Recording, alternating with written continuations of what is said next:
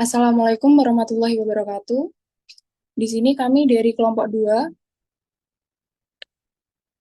akan mempresentasikan materi yaitu tentang strategi dalam e-bisnis.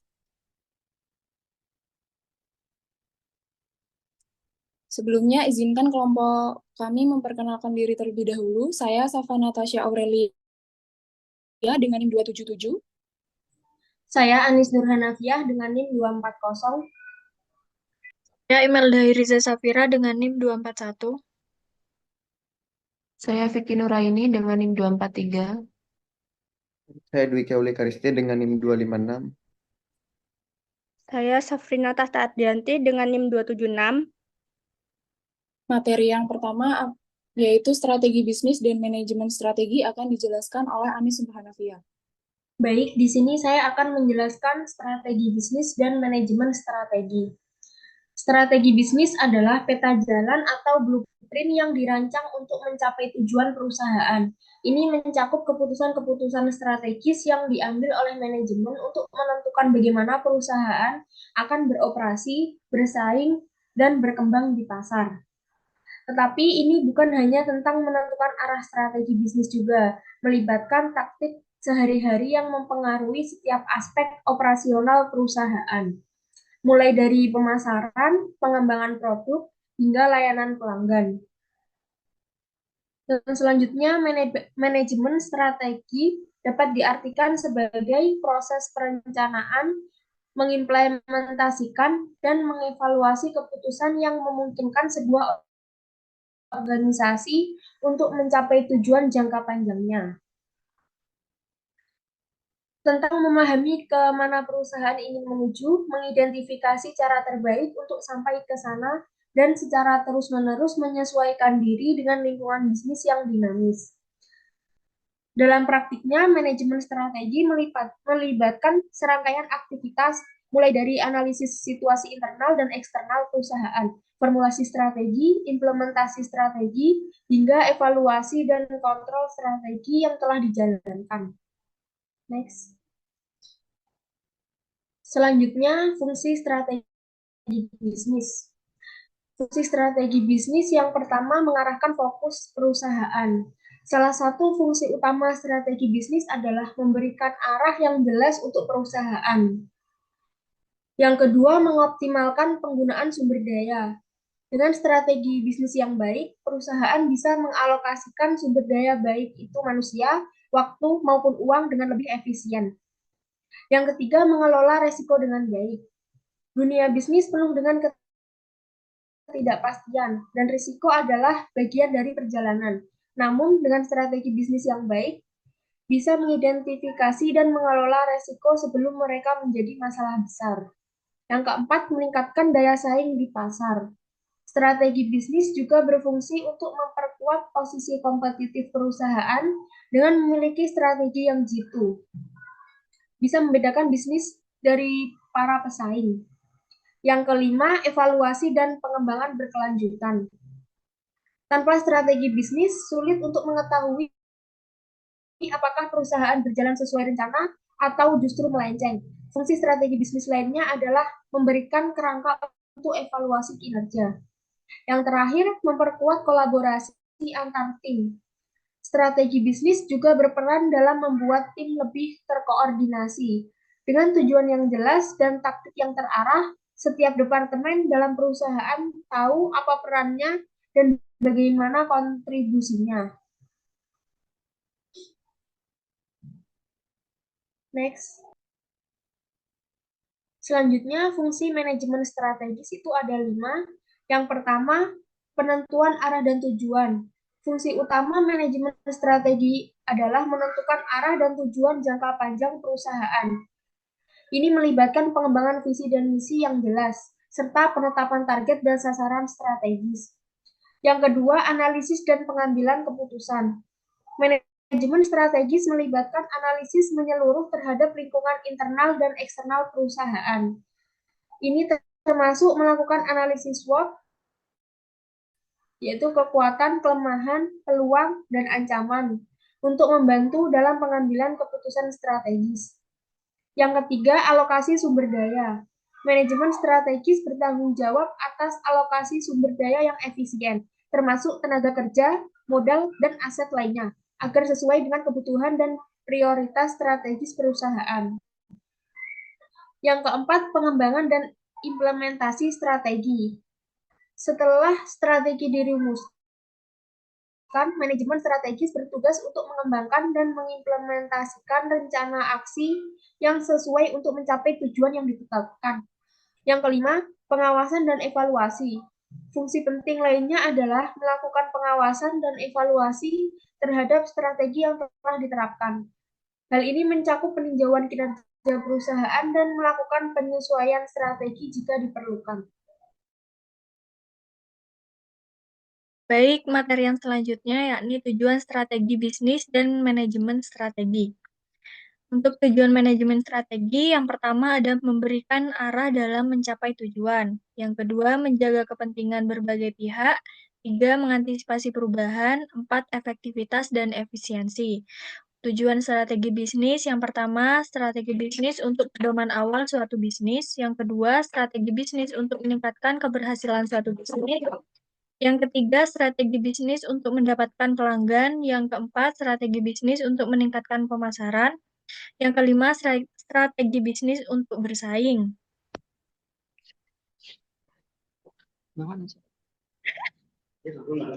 Next.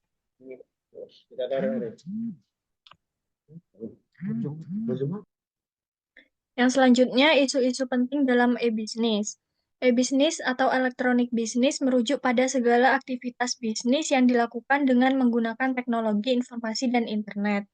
Nah, isu-isu penting dalam e-bisnis itu ada beberapa isu. Yang pertama, keamanan dan privasi. Keamanan merupakan isu utama dalam e-bisnis karena transaksi dilakukan secara digital. Resiko seperti pencurian data, serangan cyber, dan peretasan dapat membahayakan bisnis dan pelanggan. Oleh karena itu, pelaku bisnis harus memastikan bahwa mereka menggunakan teknologi keamanan yang tepat. Yang kedua, kepercayaan dan loyalitas pelanggan. Dalam e-bisnis, pelanggan tidak berinteraksi langsung dengan penjual, sehingga penting bagi bisnis untuk membangun kepercayaan. Faktor seperti ulasan pelanggan, sistem pembayaran yang aman, dan kebijakan pengembalian barang yang jelas bisa membantu meningkatkan kepercayaan pelanggan. Yang ketiga, regulasi dan legalitas. Setiap negara memiliki peraturan yang berbeda terkait e-bisnis, termasuk dalam hal perpajakan, perlindungan konsumen, dan hak kekayaan intelektual. Yang keempat, logistik dan pengiriman. Salah satu tantangan utama dalam e-bisnis adalah proses pengiriman produk kepada pelanggan, terutama jika melayani pasar yang luas atau internasional. Masalah logistik yang tidak efisien dapat mengganggu kepuasan pelanggan dan reputasi bisnis. Yang kelima, teknologi dan infrastruktur. E-bisnis sangat bergantung pada teknologi, sehingga penting bagi perusahaan untuk memiliki infrastruktur teknologi yang memadai, server yang andal, yang handal, bandwidth yang cukup, serta situs web atau platform yang mudah digunakan sangat penting dalam mendukung transaksi e-bisnis. Yang selanjutnya, persaingan global. Di, di dunia e-bisnis, batas geografis bukan lagi hambatan. Hal ini menyebabkan munculnya persaingan global, di mana perusahaan kecil sekalipun harus bersaing dengan pemain besar dari seluruh dunia. Kemampuan untuk berinovasi, menawarkan nilai tambah, dan beradaptasi dengan tren menjadi kunci untuk memenangkan persaingan ini. Baik, materi yang selanjutnya yaitu perilaku konsumen. Perilaku konsumen adalah ilmu yang mempelajari bagaimana konsumen memilih, membeli, menggunakan, dan mengevaluasi produk dan jasa untuk memenuhi kebutuhan dan keinginan mereka. Perilaku konsumen merupakan proses yang panjang yang dilalui konsumen dalam menentukan produk. Perilaku konsumen merupakan hal yang mendasari konsumen untuk membuat keputusan pembelian. Proses pengambilan keputusan konsumen berbeda-beda tergantung pada harga jual produk. Selanjutnya,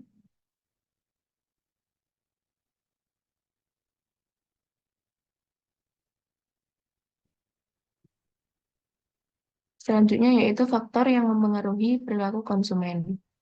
Ada beberapa hal yang dapat mempengaruhi perilaku konsumen, di antaranya yaitu yang pertama kebudayaan. Faktor kebudayaan dikatakan memiliki pengaruh yang paling luas dibanding faktor-faktor lain. Sebagaimana yang kita terima pada pendidikan karakter di sekolah, kedisiplinan dapat membentuk kebiasaan. Kebiasaan dapat membentuk sifat, sifat dapat membentuk karakter, dan karakter yang dibudayakan dapat membentuk nasib seseorang. Dari sini dapat kita pahami bahwa peran budaya sangat mempengaruhi perilaku, keinginan naluri, cara berpikir, persepsi, nilai, dan preferensi seseorang. Yang kedua yaitu sosial. Kelompok sosial terdiri dari keluarga, lingkungan, tempat tinggal, teman pergaulan, dan masyarakat. Faktor ini memiliki pengaruh yang cukup besar dalam membentuk perilaku konsumen karena seseorang dibesarkan di dalam lingkungan yang bagaimana hal tersebut berpengaruh terhadap caranya mengonsumsi sebuah produk. Misalkan saja seseorang yang dibesarkan dalam keluarga yang teliti dalam hal keuangan akan cenderung mendahulukan prioritas sehingga dapat menekan pengeluaran yang dirasa kurang perlu. Sementara itu, seseorang yang dibesarkan dalam lingkungan yang suka kuliner cenderung menikmati berbagai macam kuliner untuk menuntaskan rasa penasarannya. Yang ketiga yaitu pribadi. Perilaku konsumen dapat ditentukan dari pribadi orang tersebut, misalkan saja faktor usia, psikologi, kesehatan, kepribadian, gaya hidup, kondisi ekonomi, jabatan, dan konsep diri dari konsumen tersebut. Tahapan psikologi seseorang dapat mengkonsumsi produk bisa saja dipengaruhi oleh kematangan berpikir dan kedewasaan seseorang. Jabatan menandakan tingkat kesejahteraan dan gaya hidup seseorang. Kesehatan mempengaruhi apa saja yang boleh dan tidak boleh dimakan atau diminum. Yang keempat yaitu psikologi. Faktor ini dipengaruhi oleh keinginan seseorang untuk diakui, dianggap ada, dan diterima lingkungan. Beberapa hal psikologis yang mempengaruhi perilaku konsumen adalah seperti motivasi, kepercayaan diri, proses belajar. Selanjutnya,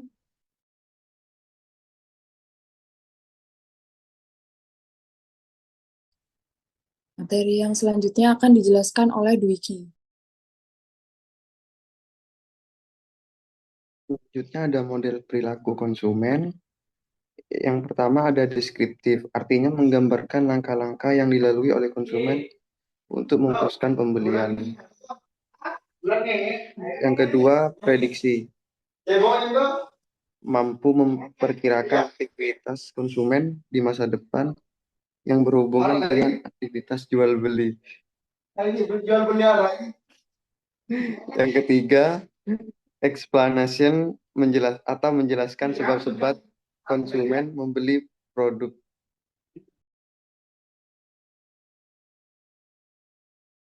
Yang terakhir, pengendalian mengarahkan aktivitas yang dilakukan konsumen di masa depan agar melakukan pembelian. Selanjutnya ada aplikasi perilaku konsumen dalam bisnis. Yang pertama ada merancang strategi pemasaran yang baik. Artinya strategi pemasaran yang baik menyesuaikan dengan perilaku konsumen yang akan dijadikan market. Selanjutnya, untuk mengetahui kebutuhan konsumen. Dengan mengenali perilaku konsumen secara cermat, perusahaan tidak hanya mengetahui siapa yang cocok untuk pasar mereka. Yang ketiga, untuk membantu dalam membuat kebijakan publik. Contoh yang paling mudah adalah masyarakat membutuhkan modal transportasi menjelang hari raya seperti Idul Fitri. Yang terakhir, menyiapkan perlindungan konsumen. Adanya jaminan perlindungan konsumen tentu saja memberikan ketenangan dan kenyamanan bagi konsumen untuk mengkonsumsi barang atau jasa. Selanjutnya akan dijelaskan oleh teman saya. Baik, selanjutnya adalah proses pengambilan keputusan pembelian. Yang pertama, pengenalan masalah. Pada dasarnya, konsumen akan membeli produk yang memberikan manfaat dalam hidup mereka. Manfaat tersebut dapat diketahui dengan mengenali produk, mengenali masalah yang mereka hadapi tanpa menyadari bahwa diri mereka bermasalah. Konsumen tidak akan melakukan pembelian. Yang kedua, pencarian informasi. Setelah menyadari bahwa ada masalah yang harus diselesaikan dalam hidup mereka, konsumen termotivasi untuk mencari solusi. Konsumen akan giat mencari informasi yang dapat membantu mereka untuk keluar dari masalah tersebut. Informasi tersebut bisa didapatkan dari memori internal maupun pengalaman orang lain. Yang ketiga, mengevaluasi alternatif. Selama melakukan pencarian informasi, konsumen bisa saja mendapatkan beragam informasi. Bahkan tidak jarang informasi yang didapatkan saling bertolak belakang. Oleh karena itu, konsumen perlu melakukan evaluasi dari berbagai alternatif yang ada. Yang selanjutnya, memutuskan untuk membeli. Setelah melakukan evaluasi, konsumen akan memutuskan untuk membeli produk yang dibutuhkan. Waktu yang diperlukan oleh konsumen untuk melakukan pembelian sampai benar-benar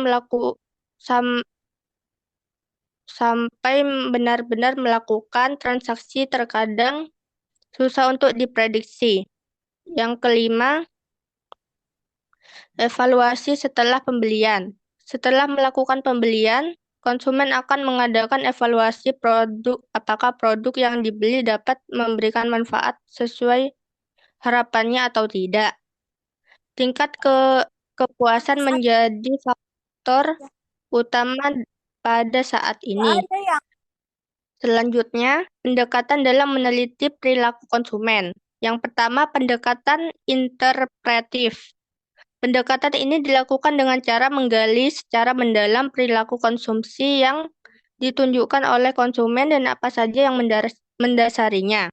Pada umumnya, pendekatan ini dilakukan dengan diskusi yang mendalam melalui wawancara yang panjang, bahkan kalau perlu dengan diadakan focus group discussion. Yang kedua, pendekatan tradisional. Pendekatan ini dilakukan dengan menggunakan dasar ilmu psikolog kognitif, sosial, dan behavioral, dan ilmu sosiologi. Pendekatan ini dilakukan dengan tujuan untuk mengembangkan teori serta metode untuk menjelaskan perilaku konsumen beserta dasar. Yang ketiga, pendekatan sains pemasaran. Teori hierarki adalah sebuah teori yang menjelaskan bahwa beberapa kebutuhan harus didahulukan dibandingkan kebutuhan yang lain. Pendekatan ini dilakukan untuk menguji coba teori Maslow untuk mendapatkan prediksi pengaruh strategi marketing. Baik, materi yang selanjutnya yaitu strategi e-bisnis. Pengertian strategi e-bisnis adalah rencana atau pendekatan yang digunakan oleh perusahaan untuk memanfaatkan teknologi internet dan elektronik guna mengembangkan dan mengelola bisnis mereka secara efektif. Strategi ini mencangkup langkah-langkah yang dirancang untuk memanfaatkan keunggulan teknologi informasi dan komunikasi atau TIK guna meningkatkan kinerja bisnis, memperluas jangkauan pasar, memperkuat hubungan pelanggan, dan mencapai tujuan bisnis yang ditetapkan. Strategi e-bisnis ini melibatkan penggunaan berbagai alat dan platform digital seperti website, e-commerce, media sosial, aplikasi mobile, dan layanan online lainnya. Yang selanjutnya, pendekatan dalam e-bisnis. Strategi bisnis telah menjadi kunci utama dalam menghadapi era digital yang sedang berkembang pesat. Melalui pendekatan ini, para pelaku usaha tak hanya dapat bertahan, tetapi juga dapat meningkatkan keuntungan mereka dengan sentuhan digital yang kreatif. Yang pertama yaitu membangun prasasti digital yang tak terlupakan. Membangun prasasti digital yang tak terlupakan adalah kuncinya. Gaya penulisan yang interaktif dan mendalam bersama dengan konten yang bernilai akan membuat calon pelanggan terhubung secara emosional dan tertarik untuk menjelajahi lebih lanjut produk atau layanan yang ditawarkan. Yang kedua, mencari kapal dalam samudra digital yang tepat. Dalam strategi e-bisnis, penting untuk menentukan platform yang telah menjalankan operasi digital yang tepat. Yang ketiga, memberikan pengalaman digital yang memikat,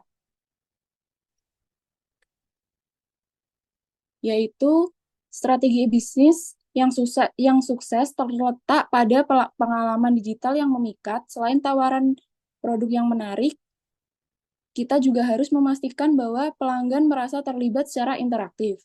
Yang keempat, manfaat media sosial sebagai penggerak bisnis. Media sosial adalah alat yang sangat kuat dalam strategi bisnis.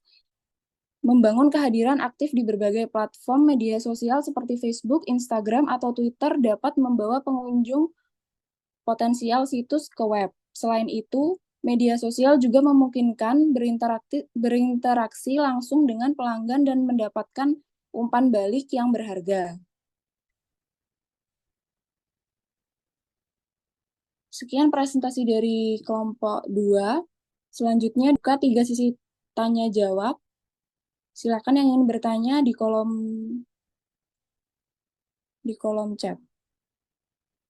Di sini saya akan menjawab pertanyaan dari Rosmahani Febrianti. Tadi pertanyaannya, apa saja karakteristik utama pelaku konsumen dan bagaimana pengaruhnya terhadap keputusan pemasaran? Dalam eksplorasi faktor-faktor utama yang mempengaruhi perilaku konsumen ini, kami telah menyoroti 6 area penting, yaitu yang pertama faktor psikologis, sosial, budaya, personal, ekonomi, dan teknologi. Masing-masing elemen ini memainkan peran penting dalam membentuk cara konsumen membuat keputusan pembelian dan berinteraksi dengan merek. Apakah bisa diterima, Mbak Hani? Bisa, terima kasih. Terima kasih. Baik, selanjutnya di sini saya akan menjawab pertanyaan dari Mbak Hasin Husniah. Pertanyaannya, apa yang harus kita lakukan selaku pelaku bisnis pemula apabila terjadi kebocoran data? Langkah-langkah yang perlu diambil yaitu yang pertama mengidentifikasi kebocoran, segera menentukan jenis data yang bocor dan sumber kebocoran. Yang kedua, mengisolasi sistem, jika memungkinkan mematikan sistem yang terlibat untuk mencegah kebocoran lebih lanjut.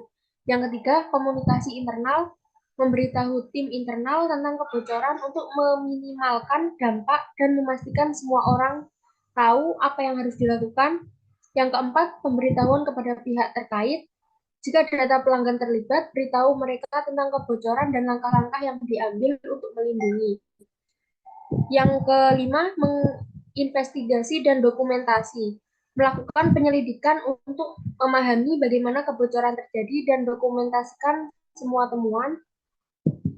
Ada perbaikan keamanan, tingkatkan langkah-langkah keamanan, termasuk pembaruan sistem dan pelatihan karyawan tentang praktik keamanan data. Yang ketujuh, konsultasi dengan ahli, mempertimbangkan untuk menghubungi profesional keamanan siber atau hukum untuk saran lebih lanjut. Yang terakhir, monitor dan evaluasi. Setelah masalah teratasi, terus monitor sistem dan evaluasi efektivitas langkah-langkah yang diambil. Gimana Mbak Kasin? Bisa dipahami? Baik, terima kasih. Bisa dipahami.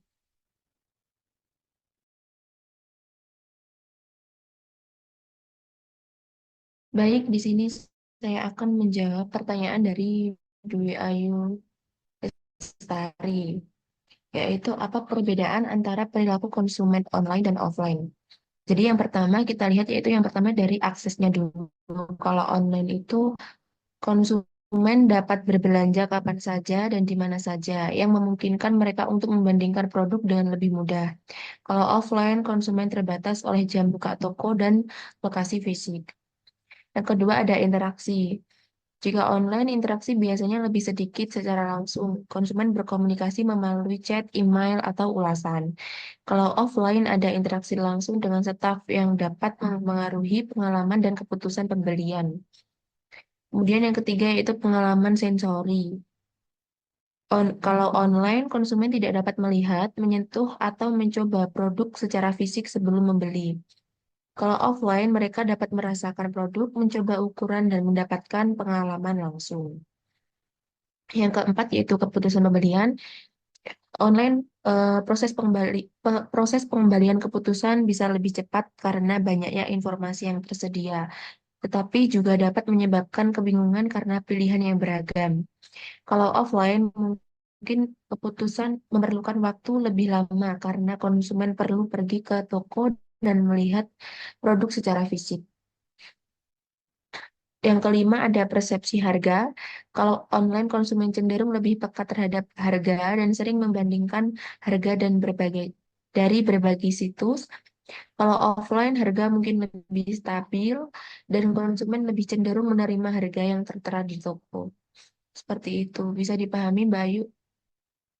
Bisa. Terima kasih. Ya. Baik, sekian presentasi dari kelompok 2. Kurang lebihnya mohon maaf. Wassalamualaikum warahmatullahi wabarakatuh.